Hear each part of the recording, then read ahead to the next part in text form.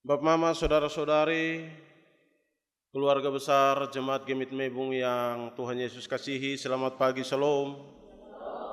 Shalom. Ada sukacita? Amin. Baik, kasih senyum dulu yang tulus. Tadi dalam berita anugerah ini saya kalau di Manet biasa saya omong. Ketika kita sudah dapat anugerah itu kalau salam balik kiri balik kanan itu muka tulus. Kadang-kadang ada timbul pertanyaan ketika kita selamat dan muka itu tidak menunjukkan kebahagiaan. Ada sesuatu yang mungkin masih ada dalam hati. Rofirena. Tapi saya percaya orang Mebung ini baik semua. Amin. Amin. Baik, bagus. Saya di Betania kadang-kadang kalau saya omong begini, ini mereka mau jawab juga takut. Istilah peribahasa bilang mereka mau jawab juga enggan. Bapak kekasih Tuhan, pagi ini di minggu terakhir bulan September kita akan bersama-sama belajar tentang sebuah tema surga dan neraka. Tetapi sebelum itu saya perkenalan diri dulu. Ada yang suka kenal saya kok? Belum. Kalau orang Manet pasti kenal saya. Saya punya nama Pendeta Samuel Lobang. Nama gaul sampai dengan sekarang itu orang panggil Semlo. Itu singkatan dari Samuel Lobang jadi Sem dan Lo. Tapi kadang-kadang kalau orang lidah terputar susah ucap itu. Jadi saya bilang sudah panggil Sem saja. Tapi ada nama juga yang lain. Saya punya nama kecil itu nama bermain. Sampai sekarang saya orang tua panggil itu di saya. Nama Cemu. Yang nama Samuel ada nama Cemu juga berarti kita sama. Baik. Saya asli Alor, Bapak Mama Alor, tapi memang diasporanya di Kupang, lahir besar di sana. Jadi Mama Bapak asli orang Kenarilang. Jadi puji Tuhan, saya ditempatkan dan melayani di Klasis Alor Tengah Utara dengan Jemaat Betania Manetwati. Hari ini dalam konsep pertukaran pelayan saya dapat di Jemaat Mebung, memang saya langsung WA Bapak Sek, saya bilang Bapak Sek jangan main-main, jangan sampai saya pingsan dari atas mimbar. Tetapi saya percaya bahwa ada maksud Tuhan ketika taruh saya di sini untuk saya menjadi berkat bagi Bapak Mama dan saya juga sendiri. Amin. Baik, kita kembali, itu hanya intermezzo saja. Surga dan neraka. Ketika saya baca ini tema, saya teringat waktu dulu saya masih sekolah minggu. Tentang sebuah lagu, di dalam dunia ada dua jalan. Ada yang tahu itu lagu kok? Mama-mama, orang-orang tua tahu itu lagu? Dia lirik ke mana? Lebar dan sempit. Yang lebar? Yang lebar api jiwamu. Tapi yang sempit apa? Amin. Sejak masih duduk di sekolah minggu, doktrin tentang surga dan neraka sudah terpola di dalam kepala dan juga hati kita oleh para guru-guru sekolah minggu kita. Surga itu tempat orang baik, neraka itu sebaliknya tempat orang jahat. Maka doktrin ini terbawa sampai dengan kita punya rambut sudah putih. Kadang-kadang orang jahat kalau meninggal kita bilang, itu sudah masuk neraka itu. Tapi saya percaya orang Mebung tidak punya pandangan begitu. Amin kok? Amin, harus amin, tidak boleh tidak. Itu saya dengar di tempat lain. Bapak Pendeta dia sudah begitu, jadi sudah tuh kita sudah tahu tempat. Jadi kadang-kadang kita menjadi penyambung antara tempat seseorang ketika dia meninggal. Karena apa? Doktrin yang kita terima sejak dulu masih di sekolah minggu. Para guru-guru sekolah minggu menjelaskan kepada kita tentang bagaimana surga itu, bagaimana keadaan neraka itu, dan itu semua terpola sampai dengan kehidupan kita saat ini. Dan karena itu, ketika orang bertanya, ketika diberikan pilihan, mana yang kita pilih, surga atau neraka? Mana yang kita pilih? Saya percaya tidak ada satu orang di bawah kolong langit akan pilih neraka. Kita munafik kalau ketika orang tanya, pilih surga atau neraka? Saya pilih neraka saya. Tidak ada. Potong saya punya jari kalau ada orang yang bilang dia pilih neraka. Atau ada di Mebung? Tidak ya? Ada? Tidak, amin. Nah. Dan ketika pertanyaan-pertanyaan yang sederhana itu ditanyakan, memang spontan lahir dari kita punya hati. Saya pilih surga. Tetapi bagaimana realisasi untuk masuk di dalam surga, itu yang menjadi dia punya kunci. Amin. Nah, itulah mengapa dalam pembacaan yang kita renungkan pagi ini, dari Injil Lukas pasalnya yang ke-16 ayat 19 sampai 31, di mana Yesus memberikan perumpamaan kepada para murid, kepada para pemuka agama, orang-orang Farisi, tentang kontras antara keadaan orang kaya dan Lazarus. Di dalam perumpamaan itu Yesus menjelaskan secara gamblang tentang bagaimana keadaan Lazarus sewaktu dia hidup.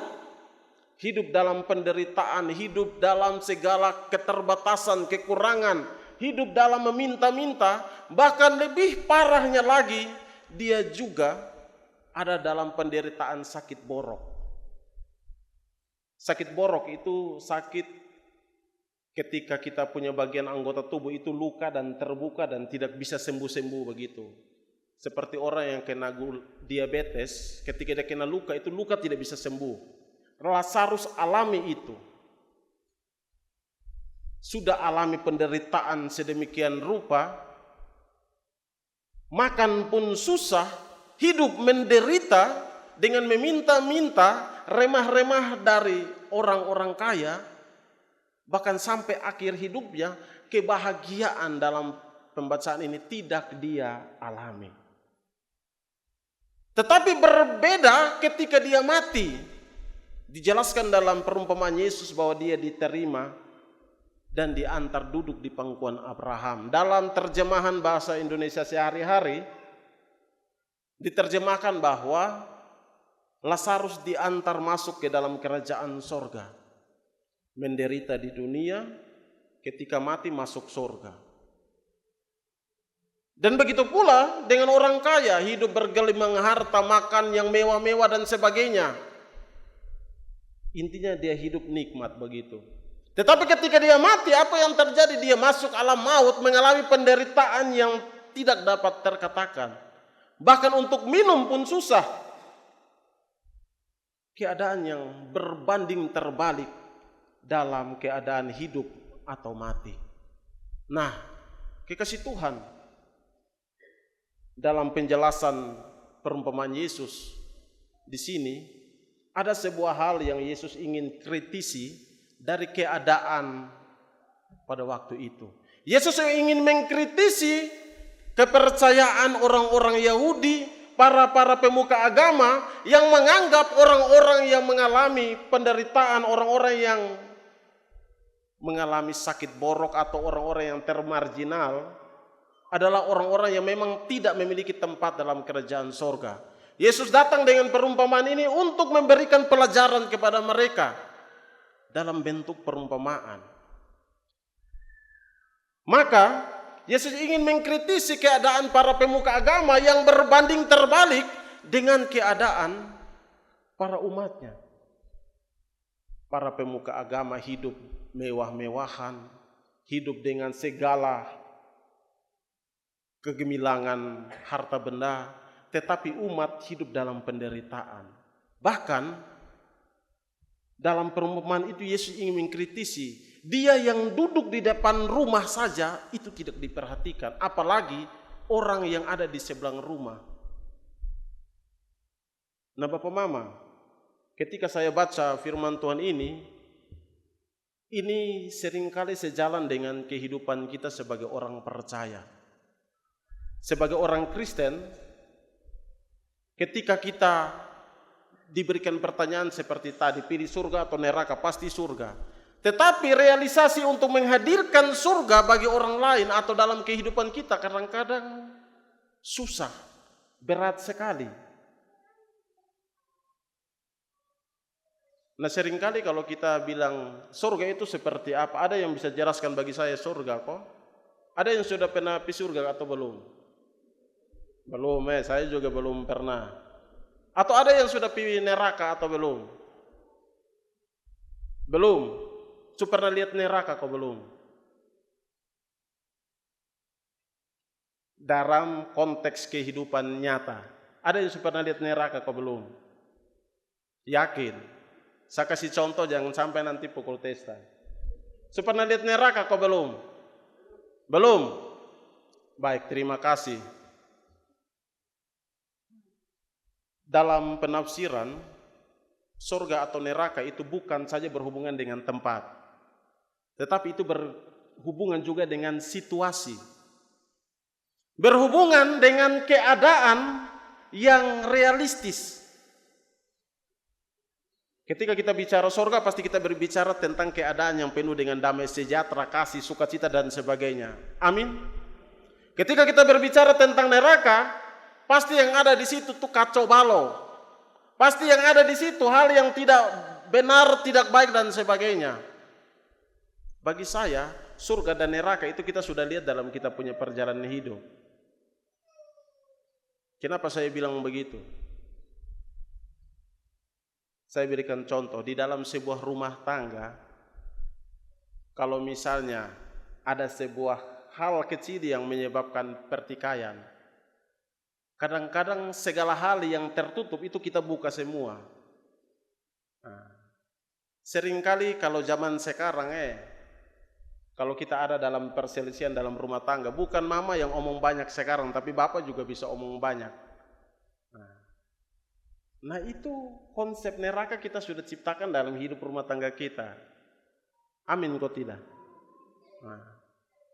Pernah alami itu kok belum? Setiap hari? Oh?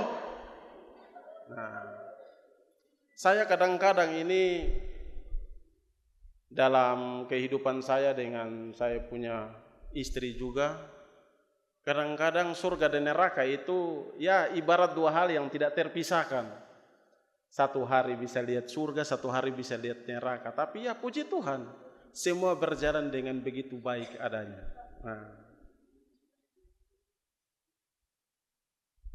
Saya mau katakan, munafik kalau kita bilang kita hanya lihat surga tiap hari, omong kosong.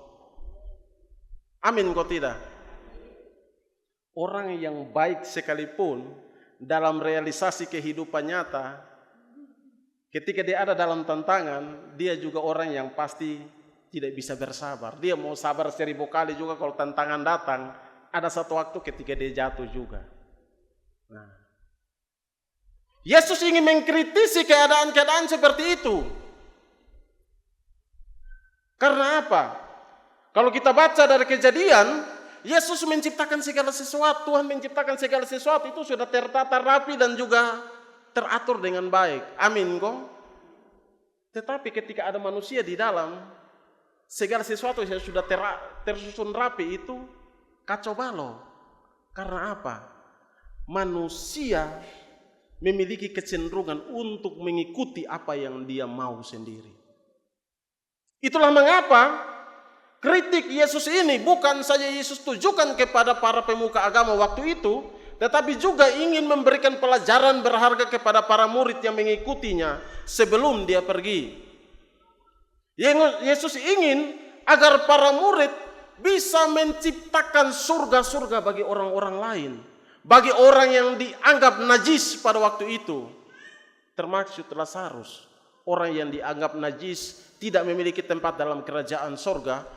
Melalui penilaian mata kepala mereka, Yesus bilang, memilih antara tempat setelah kita mati itu bukan kita punya hak, bukan kita punya tupoksi, tugas.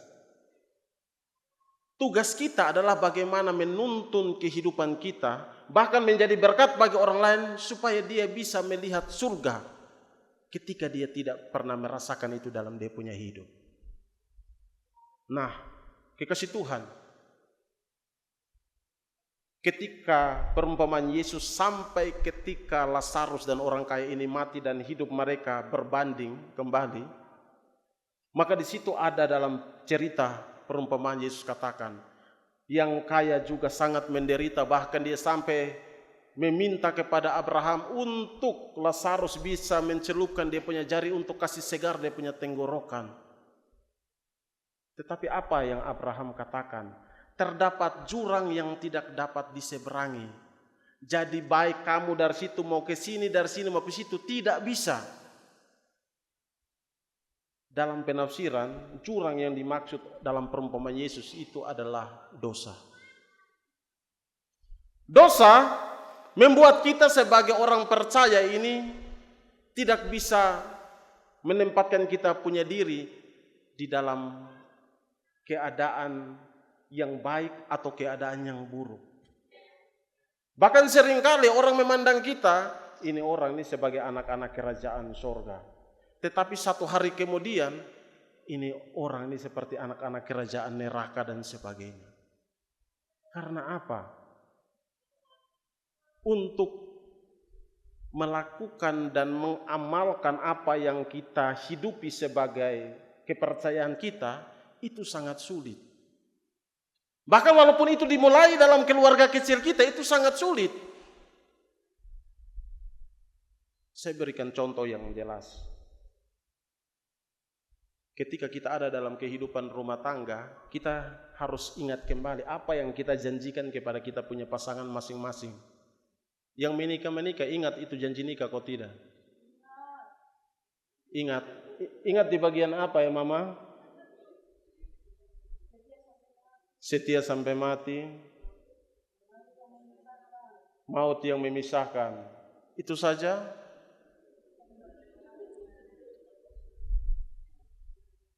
Setia dalam untung maupun malang, dan segala sesuatu. Itu kita pun janji di hadapan Tuhan, di hadapan jemaat, dan di hadapan kita punya pasangan.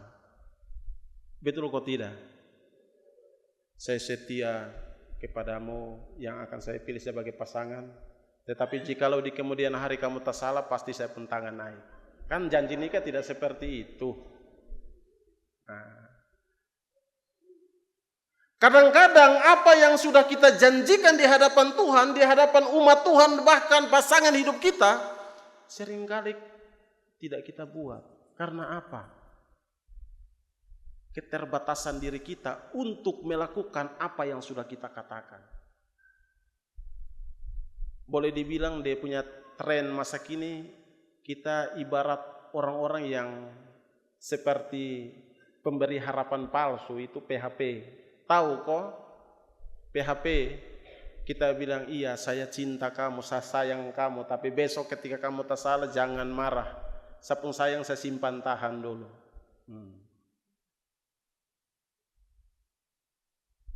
Nah, jurang yang disebutkan oleh Abraham kepada orang kaya ini adalah jurang yang selama ini tidak dia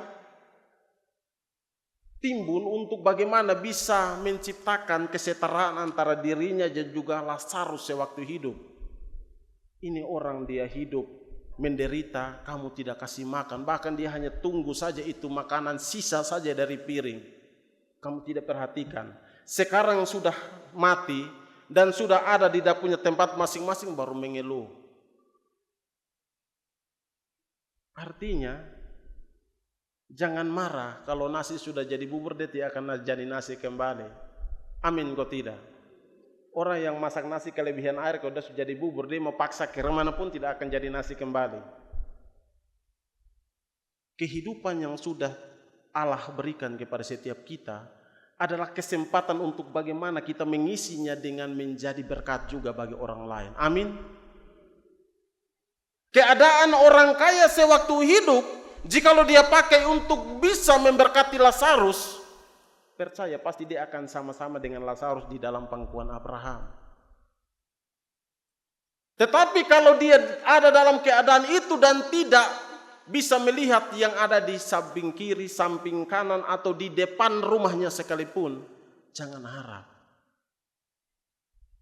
Nah, Bapak Mama kekasih Tuhan, ketika Abraham mengatakan ada jurang, ini orang kaya datang dengan permintaan, nah kalau begitu, minta kalau Lazarus turun, kasih ingat dia punya saudara-saudara yang lain, supaya mereka bisa menggunakan waktu hidup mereka untuk bisa melakukan sesuatu yang terbaik.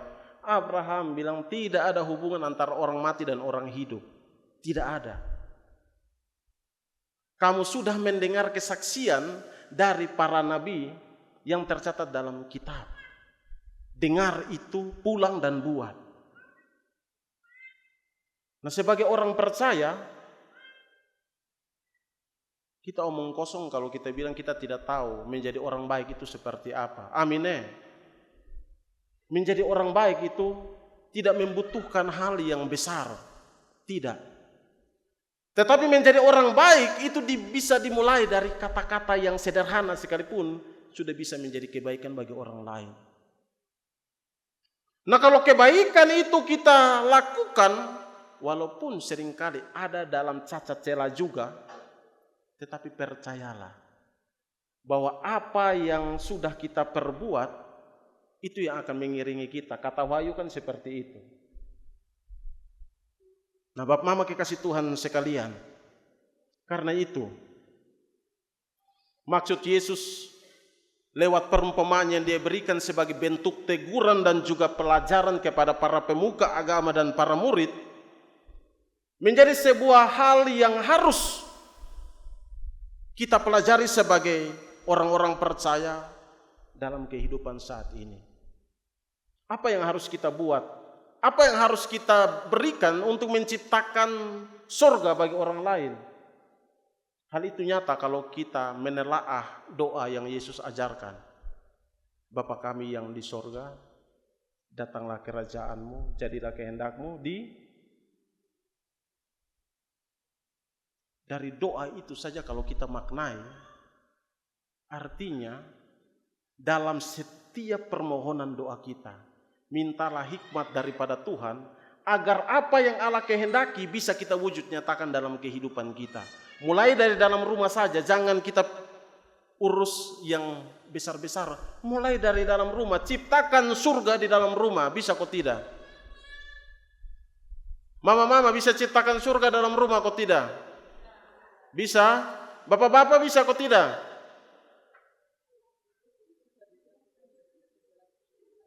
Bisa kok bapak-bapak?